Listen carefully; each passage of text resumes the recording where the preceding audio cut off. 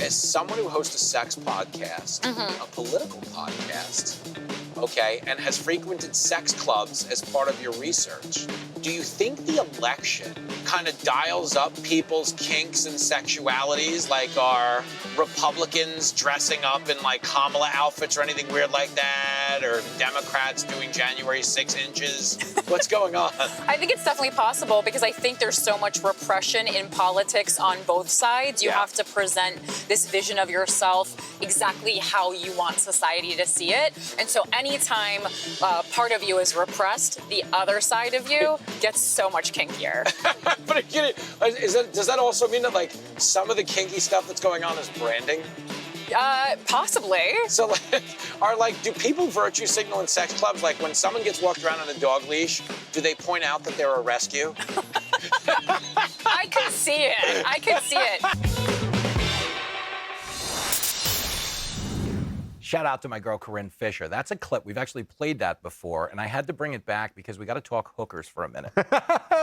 Another highbrow moment for this show. The women of the night might be picking up some extra business as the women of the left are reportedly going on a sex strike. Let me read you this. Liberal chicks are upset with Trump's victory. They're said to be following in the footsteps of South Korea's 4B movement, which saw those women protest the election of a conservative leader by vowing to abstain from sex, dating, marriage, and having children. Yes. And now that's a tricky situation because unlike South Korea, half the liberal women here are men. But either way you slice it, it is an odd way to show your support for Kamala Harris, a woman accused of sleeping her way to the middle. Let's talk about this, panel.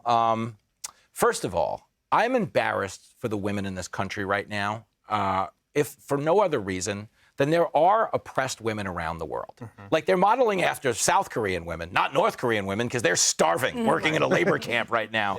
Caitlin, are you embarrassed for the women, or am I not getting it? Whole question for the women. These liberal women are shaving their heads, protesting Donald on the Trump. TikTok chicks? Yeah. So shaving their heads to protest the election results. Why don't these women just start with shaving their armpits?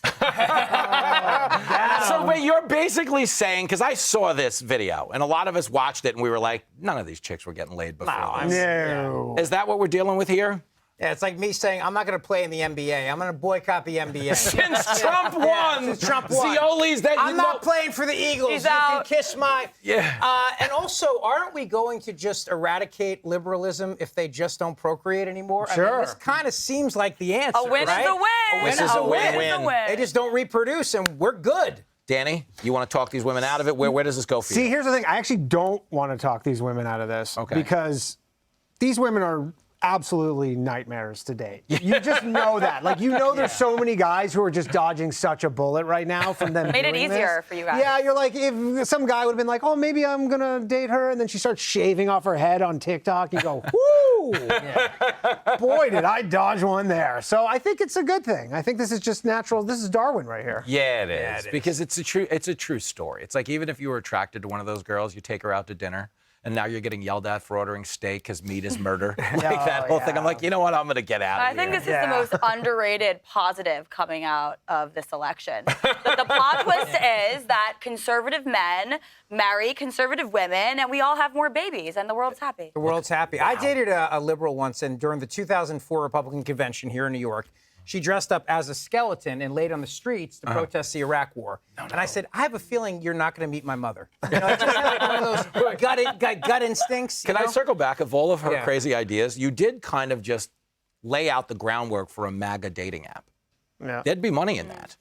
Why is everyone looking at me? No, there was a good idea. I thought there was money in that. I'm not going to steal your idea. I'm going to give you a hard time. You could actually, you could have like a January 6th dating app called... We don't need to, though. Just look for the It's called women that Meeting at haven't the shaved their Capitol. heads. Plenty of steps. It could be called Plenty of Steps. You know what I mean? No, I think it's funny. Insurrection app. I love it. I mean, come on. So dirty.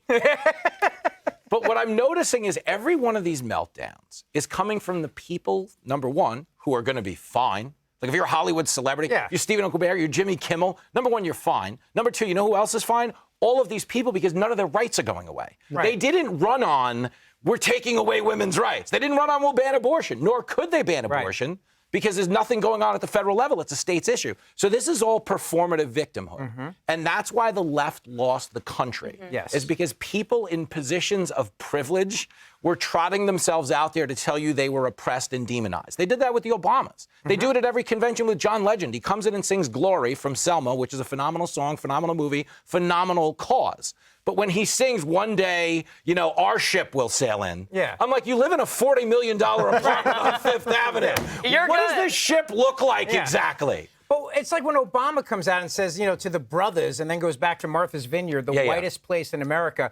But there's something else. Where he gets called the brother. Right. Because it's not plural. Right, yeah. and all these people are making so much money that even Bernie Sanders came out and said the Democrat Party lost working class voters. So the working class voters, they abandoned them. The working class voters abandoned the Democrat Party. I mean, it makes sense. These are the elites, the faculty elites. Yeah, that's what it is. They lost the working class. Yeah. Trump was hanging out with steelworkers the night before the election, and Kamala Harris was on the Parkway in Philadelphia with Oprah and Ricky Martin. By the way, I didn't even know Ricky Martin was still a thing. That's a thing? That's a thing. I found out. Wow. But he's with steelworkers in Pittsburgh, and she's with Oprah on the Parkway. You see what I mean? The difference right there? Yeah. He's hanging out with the working class. Yeah. She's hanging out with the wine glass. It's a totally different. Anyway.